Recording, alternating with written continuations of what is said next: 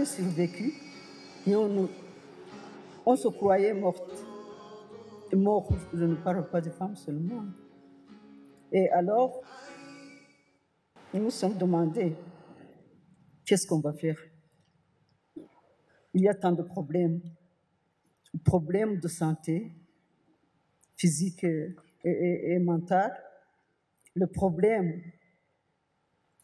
de pauvreté, parce que tout était pillé.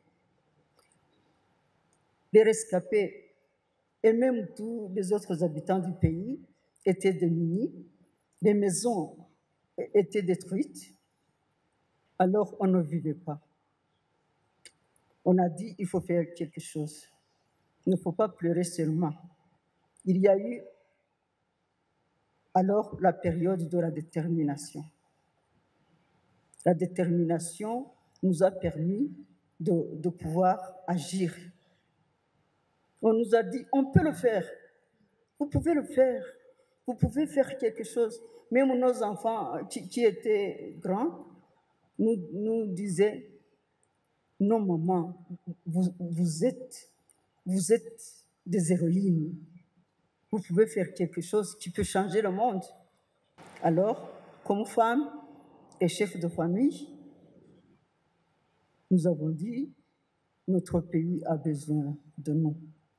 Les enfants rescapés ont besoin de nous. Ils n'ont pas de toit. Ils manquent d'affection. Alors nous avons dit, nous allons tout faire. Donner l'affection, donner à manger, donner le toit à tous ceux qui n'en avaient pas. C'est pour ça que nous avons fait une réunion et chaque femme amenait des enfants orphelins dans sa petite maison. Et chaque femme avait plus de 15 enfants dans une petite maison. Et on se disait, comment allons-nous faire vivre ces enfants? Comment allons-nous agir seuls et donner une éducation efficace à nos enfants? Alors nous avons dit, nous pouvons le faire. Chaque fois, on disait, nous pouvons le faire. Et nous l'avons fait.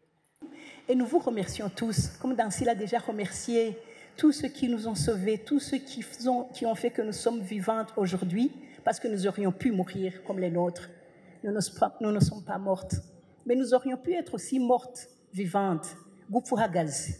Nous aurions pu être debout, mais dedans, pas fortes. Et ça a été ça le combat qu'on s'est dit quand on s'est retrouvés entre veuves. Dancy parle du traumatisme là. C'est vrai qu'on croyait qu'on était folle, mais en fait on était folle. On était un peu folle, oui. Mais la chance qu'on a eue, c'est que ça aide quand tu n'es quand même pas la seule folle. Parce que quand tu disais tes folies et tu disais comment tu as oublié, tu es sortie et sur la route tu t'es retrouvée avec ta robe mise à l'envers, alors que tu étais une belle dame, institutrice et tout, et tu te dis ça va pas la tête. Et après quand tu racontes ça, il y a une autre qui se met à rire et qui te dit pire que la robe à l'envers. Et l'autre te dit autre chose. Alors, ça soulageait déjà. On ne savait pas que c'était thérapeutique. Mais en fait, c'est la thérapie qui commençait. On se retrouve, on parle entre nous, on pleure entre nous. Et alors viennent les professionnels. Je me souviens, les membres d'Avega, vous vous souvenez du psychiatre Sidney Brandon, qui est venu nous voir. Et il nous a dit une chose qui était très importante, et c'est ça vraiment la base de tout travail avec le traumatisme. Il nous a dit, les femmes, n'ayez pas peur, vous n'êtes pas folles. Mais ce que vous avez vécu était fou. Vos réactions de robe à l'envers et de cuisiner, mettre le sel 4 fois et de brûler la nourriture et tout ce que... Il nous a dit ça, vous croyez que c'est anormal, mais c'est tout à fait normal pour le abnormal que vous avez vécu. Et ça nous a aidé beaucoup de savoir qu'on n'est pas folle. On lui a dit, OK, on vous croit. Donc, on pourrait être normal comme avant. Oui, donc on essaie. Et il nous a dit quelque chose qui est très important et qui a vraiment été le guide de notre action. Il nous a dit, vous serez même plus que ce que vous avez été avant. Et ça, c'est vraiment la chose que nous gardons toujours comme mot d'ordre. Comme mot d'ordre dans nos actions. Il faut faire quelque chose de notre souffrance. Il faut en faire sortir quelque chose de bon. Et ça a été ça vraiment la guerre, ça a été ça notre moteur, eh bien, de notre souffrance, de notre puanteur, parce que ça puait, les amis. L'après-génocide, c'était pas évident. On n'était pas propre. On n'était pas des belles dames comme on est maintenant, comme on nous voit là quand on a fait nos Michalana. On croit que ça n'a pas toujours été comme ça. Non, on sortait des marais, on sortait des trous, on sortait une salissure qu'on ne pouvait même pas dire. Parce que, comme on l'a dit dans le premier panel, je pense on ne peut pas mettre des échelles de souffrance. Mais une des souffrances qu'on a dit, c'est quand on a tué nos enfants. Je salue toutes les mamans dont on a tué les enfants. Parce que ça, c'est quelque chose qui te reste, qui te va jusqu'au fond, au fond de ton cœur. Et il fallait survivre à ça, il fallait être belle encore, il fallait marcher encore. L'autre chose qui était très fort et qui nous a beaucoup, beaucoup marqué, il y a bien sûr toutes les blessures physiques, toutes celles qui ont survécu, tous ceux qui ont survécu avec les machettes. Mais le pire, c'était le viol systématique. Nous avons été salis dans tout notre être.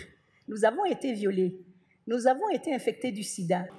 Aujourd'hui, s'il y a une fierté que nous avons ici, c'est de vous voir, vous les enfants qui étiez des gamines, Je me souviens quand nous avons fait notre première réunion au Boudiesseda, quand on rassemblait, on se rencontrait pour justement faire notre famille de veuves, notre famille de consolation. Je me souviens de 3 gamins qui sont venus, ils avaient 12, 11, 10 ans, ils sont venus à notre réunion, parce qu'ils avaient entendu à la radio qu'il y a une réunion de veuves. Et ils sont venus à la réunion. Et nous avons cru qu'ils se sont trompés, donc on leur explique, désolé, c'est la réunion des veuves. Et les enfants nous ont dit, c'est dans le livre. Ça, c'est une expérience que je n'oublierai jamais. Et les enfants, ils ont dit très innocemment et calmement, mais nous sommes des veuves. Parce que les enfants croyaient qu'être veuve, justement, c'est être malheureuse comme nous sommes, c'est ne pas savoir comment je vais nourrir mes enfants. Et eux, ils avaient 12, 11, 10 ans et ils devaient nourrir d'autres enfants. Ils étaient veufs, les petits. Maintenant, je suis tellement fière, c'est des grands. Ils ont leur famille, ils ont leurs enfants et tout. Donc, de voir que vous avez grandi, de voir que de ce tas de fumier, c'est des jeunes hommes et des jeunes femmes qui étaient chefs de famille avant l'âge.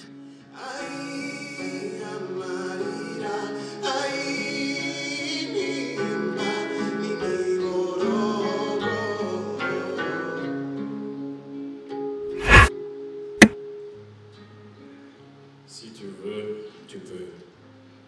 Si tu veux, tu peux le jeter toi-même dans la rivière.